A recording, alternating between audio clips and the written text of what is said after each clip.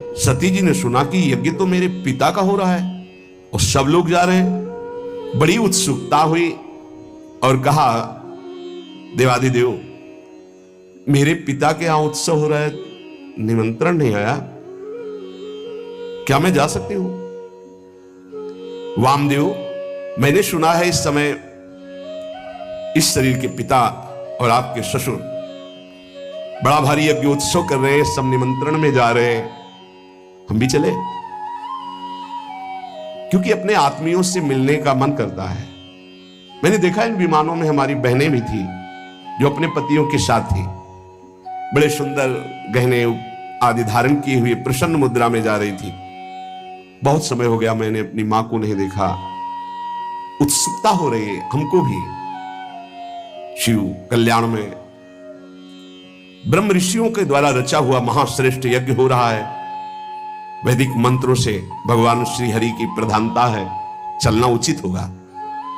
अजन्मा प्रभु, आप ही जगत की उत्पत्ति हेतु और पालन करने वाले, मुझे पता है आप ही त्रिगुणात्मिका माया के सृजन करता है। मैं आपसे प्रार्थना करती हूं, बहुत दीन हो रही हूं, क्या आप मुझे मेरे पिता के पास ले चलेंगे, माता के दर्शन कराएंगे, यज्ञ का उत्सव में सम्मिलित होने का सौभाग्य मिलेगा? कुछ नहीं बोले भगवान से। काहे नीलकंठ, आप जन्म रहित हैं, अजन्मा हैं, आप में भले उत्साह ना हो पर मेरा जन्म हुआ है, वो मेरे मां पिता है, मैं दर्शन करना चाहती हूं, उनसे मिलना चाहती हूं। देखो ना आकाश में कैसे राजहंस जैसे उड़ते विमान और उनमें हमारी बहनें जा रही। ऐसी अवस्था में कौन ऐसा होगा जो अपने माता पिता के उत्सव में सम्मिलित ना हो? प्रभु, हो सकता है आपको ऐसा उत्तर देने का मन हो कि उन्होंने निमंत्रण नहीं दिया, तो पति के गृह, गुरु के पास और माता पिता के यहां बिना निमंत्रण के जाना चाहिए, शास्त्रीय सिद्धांत है। ये अंबाजी कह रहे, सती जी कह रहे, भर्तुर गुरुर देह कृतस्य केतनम, गुरु के गृह में, पति के घर में और माता पिता के पास बिना निमंत्रण के जाया जाए, ऐसा शास्त्रीय सिद्धांत। निमंत्रण है तो खास बात नहीं है, बिना निमंत्रण के भेजा है, गुरु के यहां, पति के यहां और माता पिता के यहां। इसलिए आप शायद ये कहना चाहते हो कि निमंत्रण नहीं आया तो मैं नहीं लिवा चलूंगा, तो सिद्धांत है, आपको हमारी इच्छा की पूर्णता करनी होगी। और आपको मैं याद दिला देती हूं कि आपने मुझे अर्धांग में विराजमान किया है, मैं उसी सम्मान को आपको याद दिला रहे हैं कि मैं आपकी अर्धांग हूं, याचना करती हूं, अनुग्रहित कीजिए, मुझे हमारे माता पिता के पास भेज दीजिए। सती जी की बात सुन करके भगवान शंकर थोड़ा मुस्कुराए, कहा, सुंदरी, तुमने ठीक कहा कि बिना निमंत्रण के भी जाया जा सकता है। तो योदितम शोभनमेव शोभने अनाहुता अप्यभियंति बंधुषु ते यदुत्पादित दोष दृष्टयो बलीय सानाम्य मदेन मन्युना। यद्यपि माता पिता, पति और गुरु के यहां बिना बुलाए जाना चाहिए, सिद्धांत है, पर तदपि विरोध मान जहां कोई, तहां गए कल्याण न होई। यदि माता पिता तुम्हारे वैर मानते हो तो फिर नहीं जाना चाहिए, फिर नहीं जाना चाहिए। देहाभिमानी मद क्रोध से प्रबल हुआ, यदि वो अपमान करता हो तो फिर नहीं जाना चाहिए। यह सिद्धांत वहां चलता है जहां देहाभिमान रहित होकर के, मद रहित होकर के, दोष द्वेष रहित होकर के वो जो रिश्ते हैं उनका पालन किया जाता है। विद्या, तप, धन, सुदृढ़ शरीर, युवावस्था, उच्च कुल, ये 6 गुण है, पर अभिमान आ जाए तो यही 6 दुर्गुण बन जाते हैं और उसका नाश कर देते हैं। ये 6 गुण अवगुण जब बन जाते हैं तो महापुरुषों का अपराध करा देते हैं और वो नष्ट हो जाता है जो महापुरुषों का अपराध करता है। मुझे लगता है यदि तुम अपने माता पिता के पास जाओगे तो वो तुम्हें आदर नहीं देंगे, मेरे संबंध के कारण बहुत चढ़ा कर देखेंगे। ऐसी अवस्था में तुम सुख नहीं पाओगे। देवी, बाणों से बिन जाने पर उतनी पीड़ा नहीं होती जब प्रियजनों के द्वारा अपमान होता। सप्ते कठिन जाति अपमाना। जब अपने परिकर के, अपने प्रेमी जन, अपने संबंधी तुम्हें सम्मान नहीं करेंगे और रोष भरी दृष्टि से या उपहास करेंगे, तब तुम्हारा जीना मुश्किल हो जाएगा। इसलिए हृदय को शांत करो और इसी कैलाश में ही रहो। सती जी को भगवान शिव की बात अच्छी नहीं लगी। क्यों? क्योंकि ममता जागृत हो गई तो ममता रत सन ज्ञान कहानी फिर नहीं समझ में आती। मानो सती जी ने कहा कि अगर आप एक बार खड़े होकर प्रणाम कर लेते हमारे पिता को तो समस्या ही नहीं होती, पूरा झगड़ा इसी से तो हुआ। भगवान शिव अंदर की बात जान कहते, सुंदरी तुम ये कह सकती हो कि परमोन्नति को प्राप्त दक्ष प्रजापति पद पर जब विराजमान थे तो आप खड़े होकर प्रणाम क्यों नहीं किया? तुम मेरी आश्रिता हो इसलिए मैं तुम्हें बता रहा हूं, ये खड़े होना, हाथ जोड़ना, प्रणाम करना, नमस्कार करना, ये देहाभिमानियों का व्यवहार है। ब्रह्मबोध संपन्न महापुरुष उसी आत्मस्वरूप वासुदेव का सम्मान करते हैं, बाहरी प्रक्रिया नहीं। अहंकार का पोषण अहंकार शून्य महापुरुषों के द्वारा नहीं होता। इसलिए मुझे लगता है तुम्हें नहीं जाना चाहिए। सुमध्य में ये नम्रता दिखाना, प्रणाम करना, हाथ जोड़ना, ये केवल व्यवहारिक क्रिया है। अगर अंदर के वासुदेव को नहीं पहचानता तो ये सब नाटक हो जाता है। तत्वज्ञानियों द्वारा उसी आत्मस्वरूप वासुदेव का सम्मान होता है, बाहरी देहाभिमानी का नहीं। विशुद्ध अंतःकरण का नाम वासुदेव है, अपने स्वरूप में स्थित होना सबसे बड़ा सम्मान है। ये भगवान ज्ञान स्वरूप शिव का, मैं उसी वासुदेव में निरंतर स्थित रहता हूं, इसलिए न किसी को नमस्कार न किसी को प्रणाम। इसलिए अगर तुम्हें लगता हो कि मैंने तुम्हारे पिता का अपराध किया तो बिल्कुल नहीं। मैं देहाभिमानी को प्रणाम नहीं करता, देह में विराजमान उस आत्म तत्व को नमस्कार करता हूं और वो मैं हूं। इसलिए किसको नमस्कार? कौन? इस समय सती जी को अच्छा नहीं लग रहा है ध्यान में। व्याकुलता देखिए।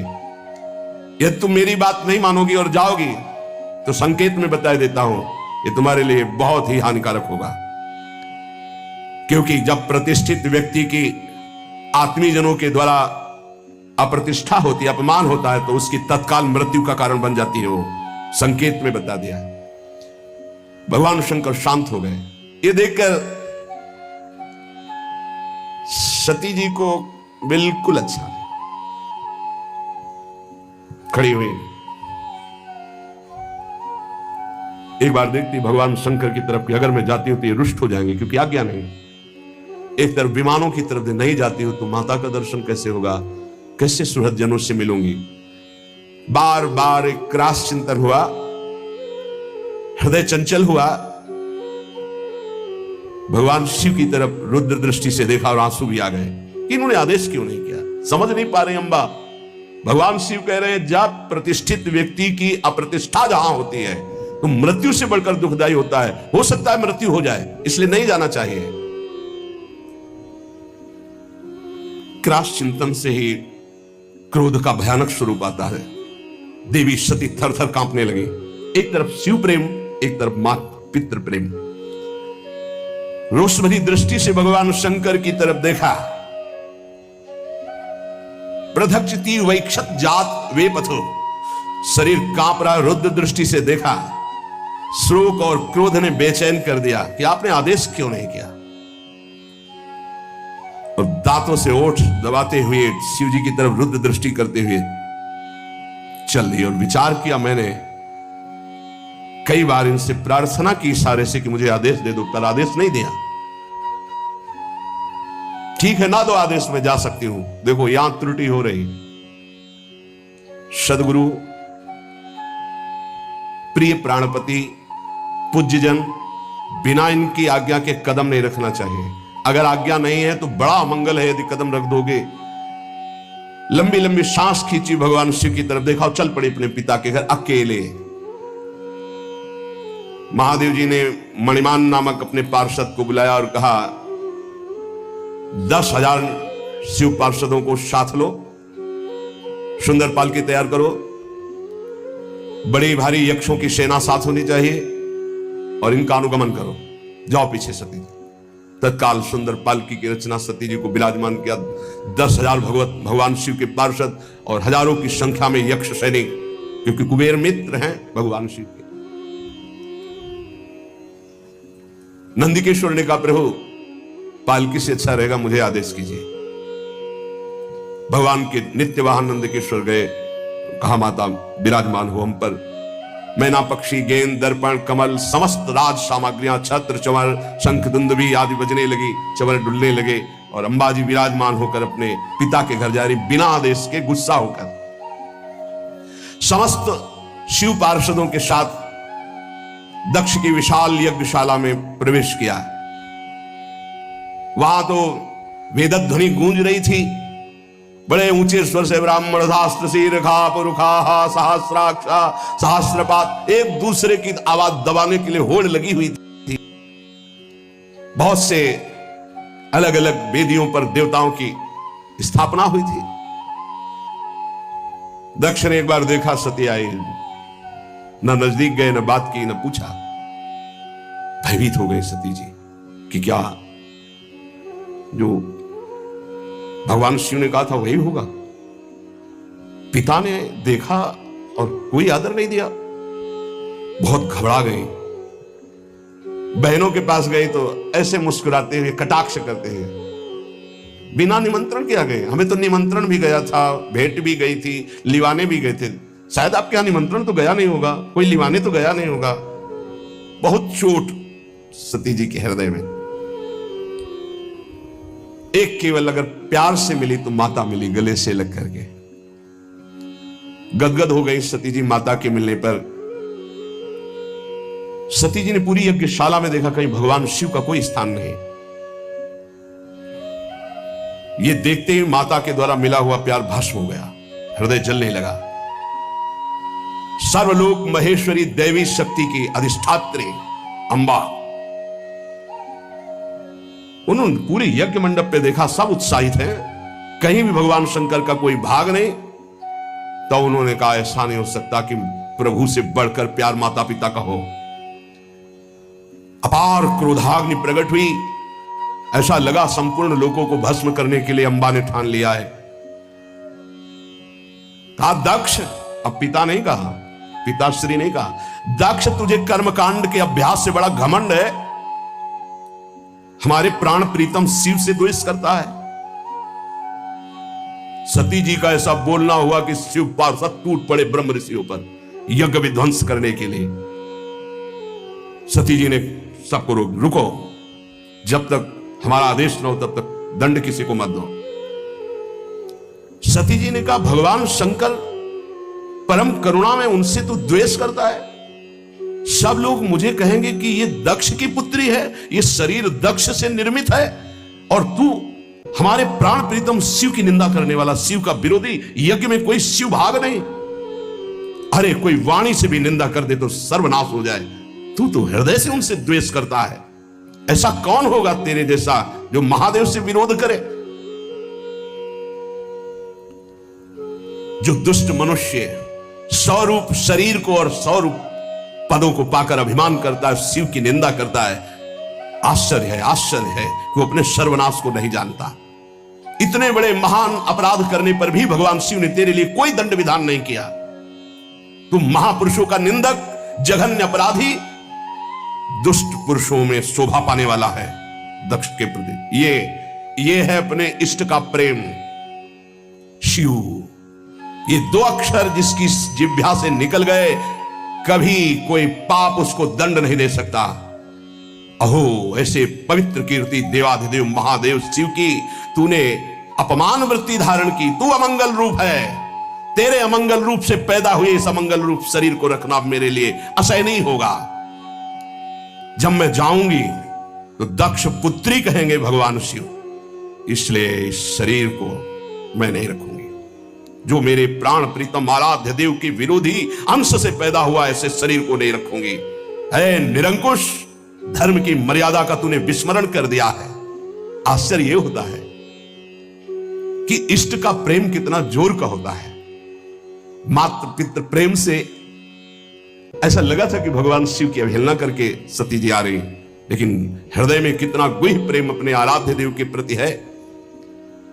वैसे तो शास्त्र आज्ञा यही कहती कि अपने इष्ट और अपने पूज्य का अपमान होने पर शक्ति हो तो बलपूर्वक उसको दंड देकर बकवाद करने वाली अमंगल रूप दुष्ट जिह्वा को उसी समय काट डालना चाहिए। छिंदात प्रशय्य रुषति मसतिम प्रभुश्चे जिह्वामसूनपि ततो विसजेत धर्मा, ऐसा धर्म आदेश करता है।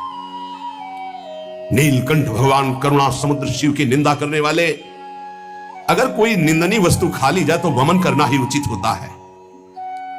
इसलिए तेरी निंदनीय अंश से इस शरीर की रचना हुई है, अब इसको रखना ठीक नहीं है।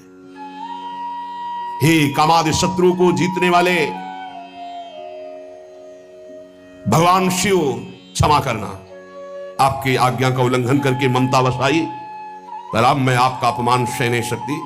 आचमन किया, नया पीला वस्त्र धारण किया, आंख मूंदी, योगाग्नि का चिंतन किया, शिव शिव शिव शिव शिव।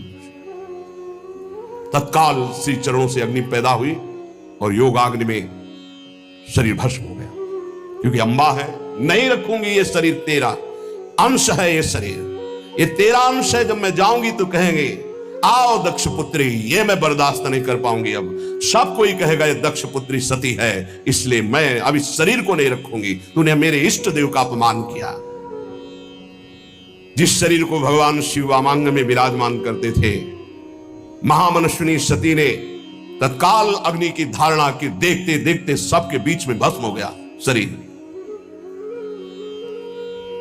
अब तो हाहाकार मच गया, क्योंकि रोकने वाले अब कोई थे नहीं। पार्षदों को सती जी ने ही रोका, भारी विध्वंस मचाना शुरू कर दिया। अब हदम रक्षम ब्रह्म ऋषियों ने उच्चारण किया, ऐसे मंत्र का उच्चारण करके आहुति दी तो यज्ञ कुंड से रिभु नाम के महान प्रतापी दैवी शक्ति संपन्न प्रकट हुए और शिव पार्षदों को मार मार के खदेड़ना प्रारंभ कर दिया। यज्ञ विध्वंस नहीं कर सकते। ब्रह्म तेज संपन्न उन रिभुओं की आक्रमण शक्ति इतनी प्रबल हुई, भाग करके शिव पार्षद कैलाश में आए। इधर देवर्षि नारद जी पहले ही पधार चुके थे। देवाधिदेव महादेव जी की वंदना करके पूरी की पूरी सूचना तत्काल जटा पकड़ी, उखाड़ी और पटक दी भूमि पर। जे ही जटा उखाड़ कर पृथ्वी पर पटका, मानो आकाश को छूता हुआ ऐसा महावीर प्रकट हो गया। ना तो छाती की चौड़ाई दिखाई दे रही थी, ना शरीर की लंबाई दिखाई दे रही थी। ऐसा विराट महान, इतना विशाल था कि स्वर्ग से भी ऊपर उनका सिर हो रहा था। हजार भुजाएं, श्याम वर्ण, सूर्य के समान चलते हुए तीन नेत्र, विकराल भयंकर दाढ़े, लाल लाल जटाए, हाथ में हजारों हाथों में अस्त्र शस्त्र। क्या आज्ञा है? भगवान शंकर ने कहा तेरा नाम वीर रुद्र है, तू उठ, मेरे संकल्प से प्रकट हुआ है, और जा दक्ष के यज्ञ को विध्वंस कर दे। और जिन ब्रह्म ऋषियों ने हमारे पार्षदों को दंड दिया, बलात् उनको दंड दे करके यज्ञ विध्वंस करके हमारे पास आओ। देवादिदेव भगवान शंकर की आज्ञा हुई तो वीरभद्र ने परिक्रमा की और चल दिया। उस समय वो जब चरण रखता था तो ऐसा लगता था भूकंप आ गया। ऐसा महान बलशाली भयंकर सिंहनाद करता हुआ कराल त्रिशूल हाथ में लेकर यज्ञ मंडप की तरफ दौड़ा, मानो काल दंड स्वयं पधार रहा हो। ऐसी गर्जना की यज्ञ मंडप में लगा कि आकाश से बिजली टूट गई और कैलाश से गर्जना प्रारंभ की। जितने बुद्धिमान ऋत्वज थे वो तो लघुशंका जाना, बोले जाओ महाराज। वो समझ गए कि अब कुछ प्रसाद लंबा होगा तो 50 ब्रह्म ऋषि तो लघुशंका के बहाने निकल गए। कहां? तो इशारे की केवल जरूरत है। ब्राह्मण लोग जनेऊ पहनते ना, इसका मतलब होता है कि लघुशंका जाना। जो अपने तप अभिमान मंत्र बल के की पार्षदों को मार के मंत्र बल से भगा दिया था, वो वहां बैठे रहे। दक्ष प्रजापति को मूर्छा से आने लगी। अब ये तो लगा है कि सती जी भस्म हो गई हैं, तो सती के पति कुछ करेंगे जरूर। संहार मूर्ति भगवान रुद्रदेव के द्वारा ये जो वीरभद्र है, प्रलय कालीन की अग्नि के समान जटाएं फहराता हुआ, हजारों भुजाओं में अस्त्र शस्त्र लिए हुए, मानो तांडव कर रहे हो भुजाओं के द्वारा, ऐसे वहां पधारे और यज्ञ में आकर के गर्जना की, अट्टहास किया। जितने महात्मा ब्रह्म ऋषि सब बैठे थे वो सब एक दूसरे की तरफ देख रहे और शुरू कर दिया हरिओम हरिओम। वहां कुछ नहीं हो रहा है। अब पहले तो भगवान शिव ने कुछ संकल्प नहीं किया था, इसलिए दैवी रिभु प्रकट हुए। अब कुछ नहीं मंत्र से